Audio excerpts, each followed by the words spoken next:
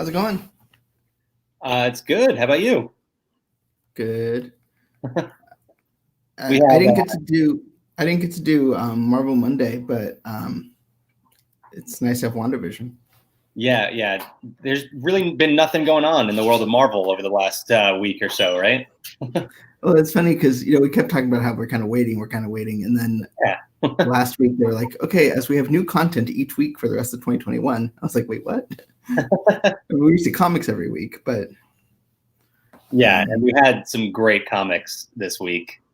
yeah. I mean, it helps that we have this amazing event continuing. So Yeah, let me try and figure out. But we want to start with King of Black number 3. yeah, we might as well jump right into it. And I mean, I'm just going to rip this Band-Aid off right away. This is my pick of the week. I think you can go ahead and... Oh. Sorry, hit the wrong button. I think you can go ahead and pencil it in for the next, next 3 issues as well, because this series has just been so good. Yeah, this is not my pick of the week, but there, we had some good ones this week. Yeah, but it was great. I really like the stuff with with Null trying to get his quest, and there's a lot going on here, and I really don't want to spoil it, but there's I don't know. It's nice to see him be challenged, and to see the Brock legacy continue. Yeah. There's definitely some cool stuff. Stuff that you probably could guess happens. Obviously, Thor is involved. They get that right out of the way. Yeah. But yeah, Dylan is involved in a bigger way than he has been. This was a really, really fun issue. This series just keeps giving us these unbelievable moments. Like I think it was like 3 pages in, I was like, oh, I got my panel pick for the week. And then maybe 2 pages later, I was like, nope, maybe this one. By the end of it, I think I had 3 or 4 different choices. So, I mean, there's just like Avengers Endgame level, like awesome comic book moments in these issues, and this one in particular.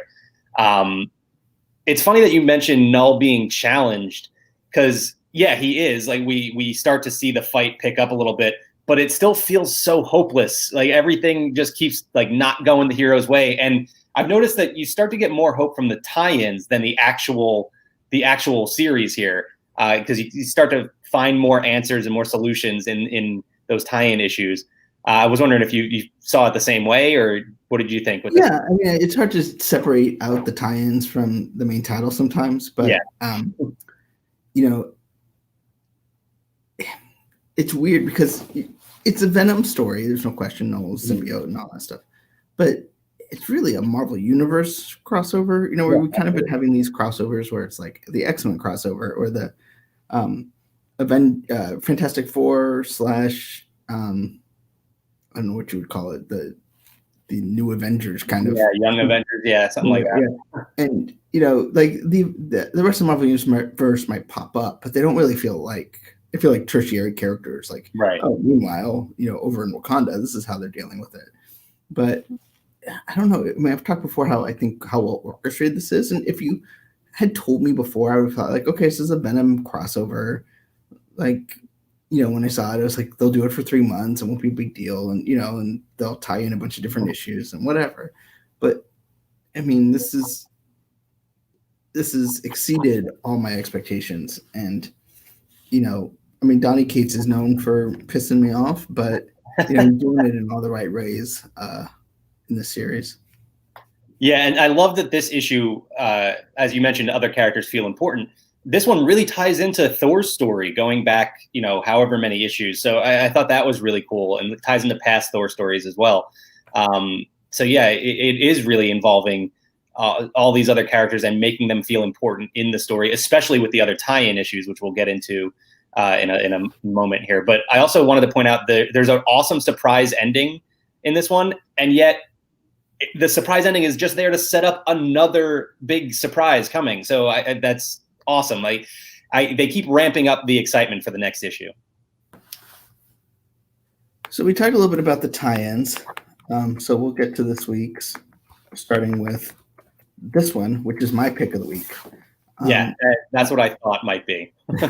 I like the heist nature of it. I guess I just like heist comic books. And then you get Bats, who Donny Cates killed. So I'm glad to see is still not alive, but whatever, still around. I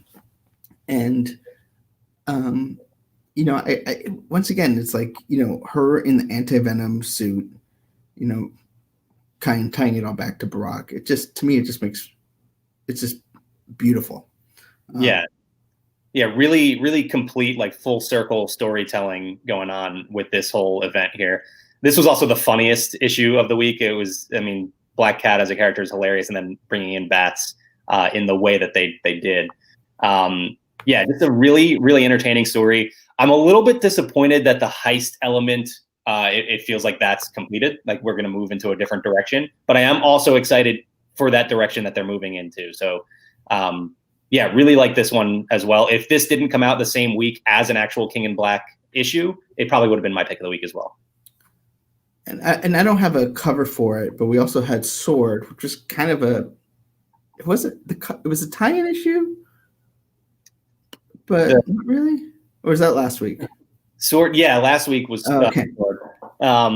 It was, and I thought that was going to lead to something this week, but then I guess they decided to go a different direction with Cable. So, and we were supposed to get a Daredevil cross. That was the one that was missing from the checklist. Which I thought was a little weird, but not the first time it's happened in recent months either. So, but we do get Enter the Phoenix Part 2, which is basically Battle World with the Phoenix power. It's not a bad story. Jason Aaron's trying his darndest. It's just when you have King in Black going and the Avengers are doing something different, it just doesn't. I don't know. It just feels kind of like this maybe should have been saved for a bigger stage, a bigger. This is sort of what we thought. I think we thought Ten of Swords would look like, and it's a little too much just to be contained in the Avengers title, which is saying a lot, but it just feels like it's being overshadowed. And it's, you're reading all these amazing King Black issues, and then, there's good scripting in here. There's good characterization. It just doesn't seem to have a lot of, it's just, I don't know. It just feels like it's not the right time for the story. Like with the Khonshu arc, it's obviously epic storytelling, but it just doesn't feel like, if you're going to use the Phoenix, you should really make that a thing. Right. And, it just sort of feels like when they just have Dr. Doom come for like a 1-issue story and you're like, it doesn't feel right. Yeah, I totally agree. It's back-to-back big stories for the Avengers that have played sort of second fiddle to the big crossover event going on, which is it just feels very backwards for how Marvel normally operates. I do like what they're doing here. It feels like it's a fan service sort of story, right? Like it's just like, what if Black Panther had the Phoenix? What if Captain America had the Phoenix? It's just that over and over again. If you told me this whole story was being written to create a video game, I would 100% believe you. That's absolutely what it feels like. It feels like a Street Fighter, Mortal Kombat type game that they've built here, which is fun. I would love to see that. And I love the artwork and getting to see these characters with the Phoenix abilities. And it's entertaining, but it feels more like just a premise than an actual story to this point, at least. So I guess we'll have to see how that plays out. Alani, nice. We do have sort of two number 1 issues for limited runs.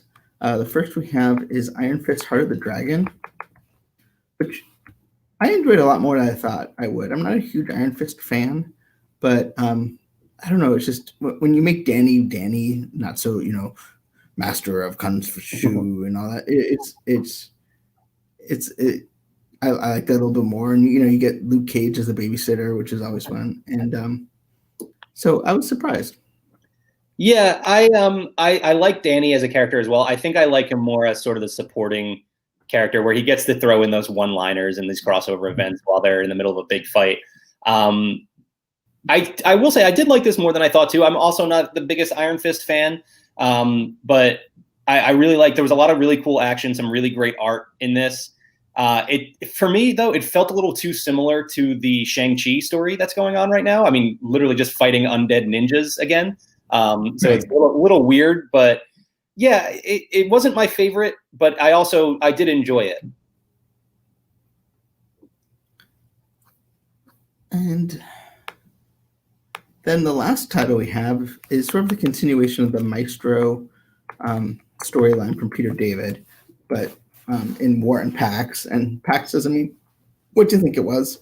But you know, and I love Peter David. I'm not a huge Maestro person just because I don't have a lot of exposure to him. But you know, it's not my you know, it just I wasn't reading comics in his heyday. But you know, if I had more time, I probably would give this title a little bit more thought. But you know, in these sort of when you got everything else going on, just those alternate timeline stuff, it's a little harder to get invested, which is silly because it's still a great story, but it's the truth. Yeah, no, I totally agree.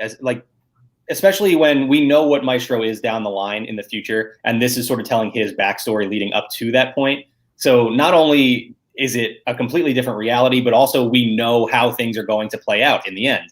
So it's kind of harder to get invested in things like that. I will say that I did like this issue, though. I am a little unsure of how, like, why did they go with a different series as opposed to the Maestro series that was already happening? We read the first one. We did that on I don't remember what issue it was weeks ago, but and then we fell out of that series for other bigger things going on. So now this is kind of jumping back in, but into a different point. So a little interesting way of doing that there. But I did like this. It was funnier than I expected it to be. When you think of Maestro, he's this post-apocalyptic Hulk who is running the world, and in a very dark way. You don't expect a lot of humor. So I was pleasantly surprised with that. There was also a surprise ending that got me excited. A certain character that I love popped up. So excited to see where this goes. Yeah, it's you know, I don't know that we're gonna get a chance to stay with it just because this week was sort of I don't want to say a down week, but there was less King in Black than there normally. Yeah, and so you know, we didn't have as much. We had a little bit more elbow room, but we'll see. You know, it might be one of those comics I keep reading. I'm still reading MODOK Head Games, even though we've let that one drop from our show. Yeah, there's always going to be comics like that. So we did get, you know, it's that time of the month, so we did start getting some announcements for upcoming comics.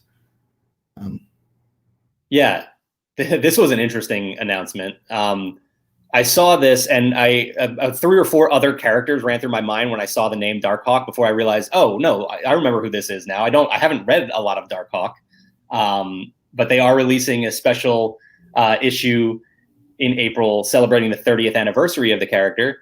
And I saw this and I had to look back into Marvel Unlimited to see if there's a good Darkhawk catalog on there. And sure enough, of course there is, because Marvel Unlimited has everything you could possibly need. So I'm going to have some extra reading to do leading up to this comic coming up in April. Yeah, not a character that's on my radar at all. But which is, I mean, there's plenty of comics like that, but no, you know, it's nice when they can do something new with a character that might not, you know, it's a little bit more freeing than, you know, like Spider-Man, where you're only going to do so much, or you end up with a Clone Saga. Right. But and speaking about getting back to your roots, we got some Spider-Woman news. Yeah, Spider-Woman getting back into her original classic costume. And I think the bigger news here is just, you know, the Spider-Woman series is going to continue after the 10-issue run. Going to pick back up in April, which I'm excited for. I've really liked this run, and then her involvement in King in Black as well. So excited to see this story continue on. And yeah, you know what? She's one of those characters that we've been reading a lot more of than typical, you know, but it'll be nice to kind of see where it kind of implies that storyline that we're dealing with her mom and stuff is kind of coming to a head. So absolutely. Speaking of coming to a head, we have Chris Evans's head, but we're not sure if it's going to be in a future Marvel project, because Variety said he would be, and then he's like, huh? Yeah, we talked a little bit about this on the new Marvel podcast that we have, Zacks of Life podcast. I'm not sure. I don't know what to believe. Kyle pointed out Chris Evans, he could just be sort of playing coy. He could be 100% involved in a new project coming up and just sort of shrugging it off. I don't know. Who knows? There's definitely plenty of room to have Captain America in future stories. So I hope so. I don't know how they would do it. I pointed out that potentially Secret Invasion could be a spot to bring Captain America in, or Captain America in. So we'll have to see. But and it's interesting. There's many things that said, "Oh yeah, that's not going to happen for so long." Like, Spider-Man becoming in the MCU, or the X-Men, or all the Spider-Man getting together in a third Spider-Man film. So yeah, nothing feels impossible anymore. Right. But this is a weird story, and I'll get a little inside baseball. So we get a little email from Disney Plus every week about what's coming to Disney Plus in the next month, and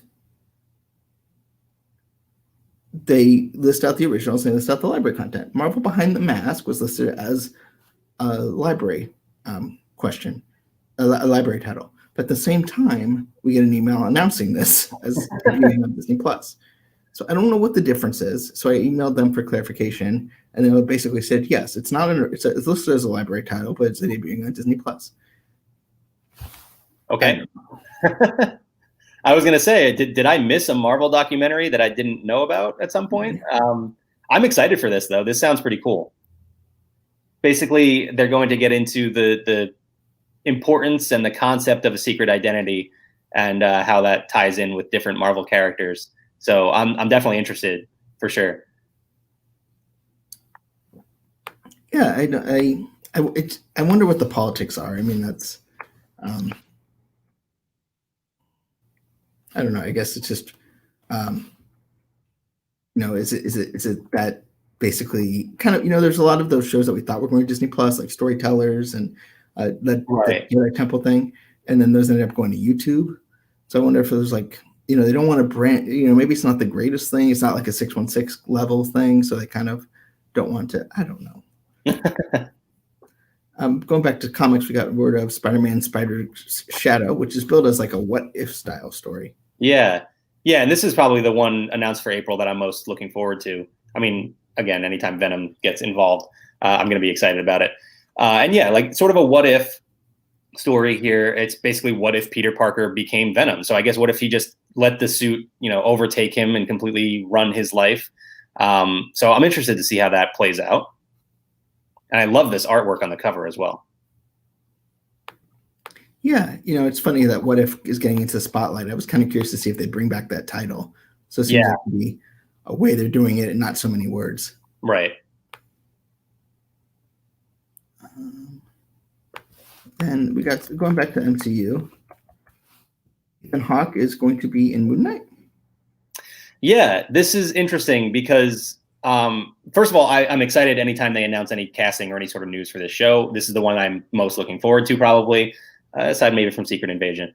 But I love Moon Knight as a character. Can't wait to see this show. So Ethan Hawke getting added to the cast, obviously a big name and a big addition for the show. So he was announced as a villain, which is interesting because the primary villain at least in the early going for Moon Knight is Raoul Bushman, who I don't see Ethan Hawke playing that character. I could be wrong. They could go a lot of different directions with that, but I would love to see Ethan Hawke voice Khonshu, the moon god that we've seen in recent comics, and sort of be that. I mean, really the primary villain, but sort of in ways the secondary villain in this series. Yeah, I would love him to be Khonshu in whatever way that means. Yeah. Kyle shares, it's interesting that there's a purple motif to the Dark Hawk because that always reminds me of Hawkeye. Fair enough. And then we got some She-Hulk news. Yeah, Ginger Gonzaga added to the cast of She-Hulk. Not an actress I'm familiar with, but I did find it very interesting that a lot of her credits are comedy, and this has been billed as sort of a legal comedy. So they seem to be really moving in that direction, and I'm very interested. now that we know how different WandaVision is and how like willing they are to go into these different genres, this, I mean, who knows where they go with She-Hulk? This could be just a flat out, absolute hilarious comedy as opposed to being your typical. I mean, a lot of the Marvel movies and shows have had a lot of great humor in them, but this might be completely different. Yeah, it's interesting because, I think we all kind of thought they were going to be little Marvel movies, but they're, I think Mandalorian is very much Star Wars. I mean, it skews a little Western, but you could see that as releasing as a Star Wars movie. But like WandaVision is definitely a different genre. I mean, it still has the Marvel whatever, but yeah, absolutely. I think they're going to push the boundaries a little bit more than I think we originally expected. Yeah, it definitely seems like it.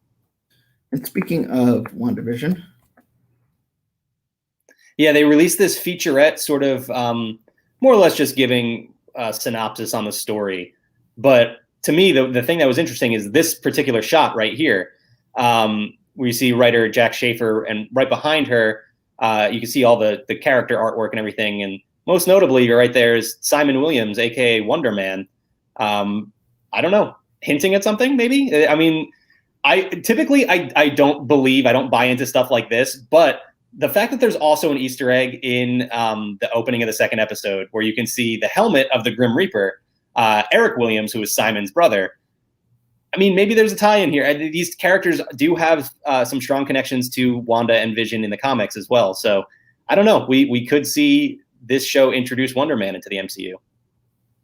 Yeah, I mean, it feels like they usually scrub these things for this kind of stuff. Right. So it's like they wanted us to see it, Yeah. I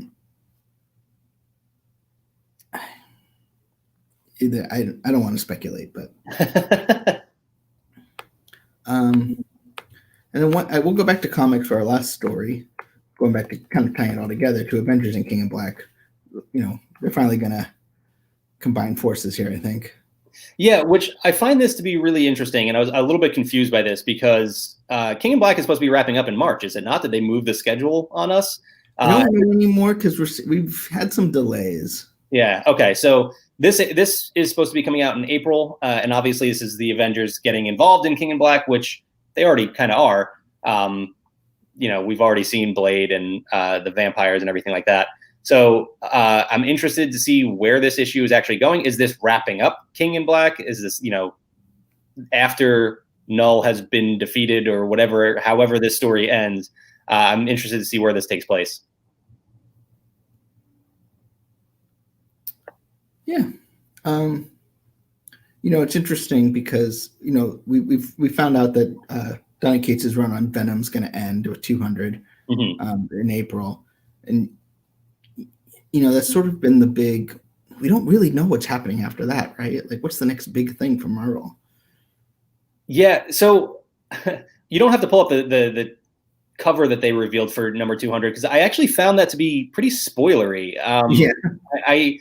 I don't like, because they have said in the past already that after 200 or after King in Black, Eddie Brock is going in a very different direction. So I kind of already get an idea of where this is going. And then they released that cover, and to me, I don't want to spoil it for people who haven't seen it.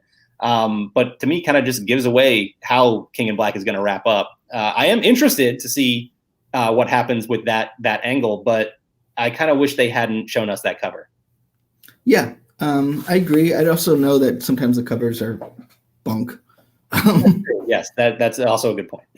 So, but I think what's interesting maybe is like, usually they, after a franchise like that, they'll go to a big Avengers crossover, and they're not. I mean, well, we don't know, but it seems like they're kind of going to continue or wrap up the story or whatever in Avengers in, as well as the last couple issues of Venom. So I don't know. Yeah, well, given the scheduling and everything, how everything has been crazy, we did just have 3 straight big crossover events leading right one into the next. So I mean, maybe they just take some time a little bit to sort of load up for the next big one. Yeah, but they haven't done that in like decades, right? Like even if it's not a crossover, they have some sort of branding or whatever. Yeah, that's true. And the summer crossovers, now there might not be summer just because of everything going on, but usually they do something. Right. And interestingly, this Phoenix storyline, as you pointed out, would have been a good fit for right after. Yeah. I don't know. Okay.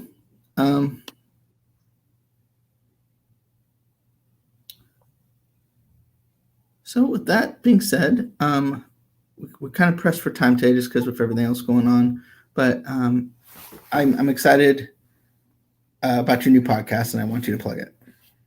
Yeah, Zacks of Life podcast will be coming every Monday. Kyle Burbank and I will be recapping WandaVision from the previous week, as well as a few of the bigger Marvel-related news stories from the past week as well. And of course, we're going to end with a really fun Marvel-themed draft every episode, which you can go on Twitter right now and vote for our previous one. You can go vote for me in our previous draft results. So, yeah, check us out. So your draft was a Marvel sitcom, right? Yeah. So we drafted characters for our own sitcom cast and then had to pitch our sitcom, which Kyle absolutely blew us away with his pitch. Like actually had everything written out and ready to go, whereas I was kind of like, it's sort of based on Modern Family. So yeah, as Kyle points out here, you can vote for him as well, or you can vote for my wife Jess, who did get Deadpool, which is a huge win as well. So can I plug what I would have done? I would have taken MODOK, which he took. Yeah, Reed Richards, Ironheart, Riri Williams. Okay. And the Watcher.